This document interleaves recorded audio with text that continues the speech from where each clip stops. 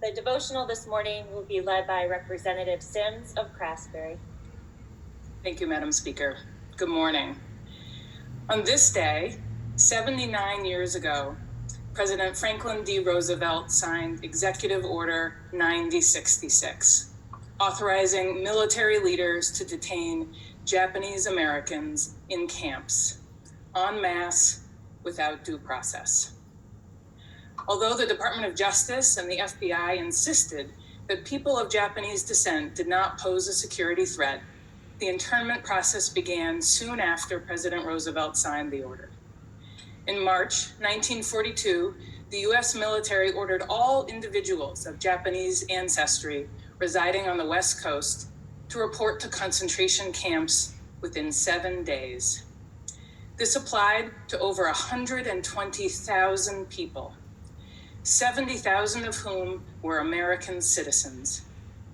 Interned individuals were required to dispose of their possessions, their homes, and their businesses. Within the concentration camps, conditions were prison-like.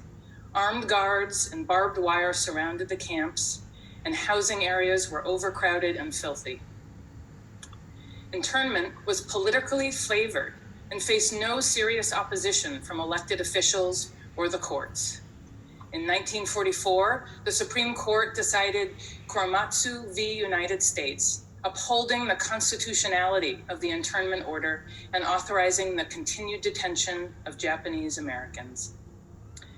When the internment order was officially rescinded in January 1945, after the end of the war, individuals were released from internment but received no compensation for their lost property and mistreatment.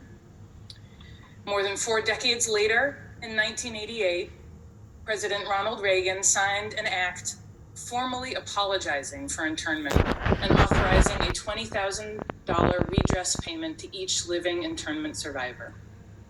Let's take this moment to reflect on a tragic piece of our American history.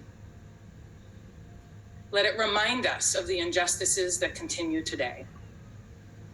I'll close with the words of Martin Niemöller, a prominent Lutheran pastor and outspoken public foe of Adolf Hitler, who spent the last 7 years of Nazi rule in concentration camps. First, they came for the socialists, and I did not speak out, because I was not a socialist. Then they came for the trade unionists, and I did not speak out, because I was not a trade unionist. Then they came for the Jews, and I did not speak out because I was not a Jew. Then they came for me, and there was no one left to speak for me. Thank you, Madam Speaker, and may we all find the courage to speak out against injustice. Thank you, Member.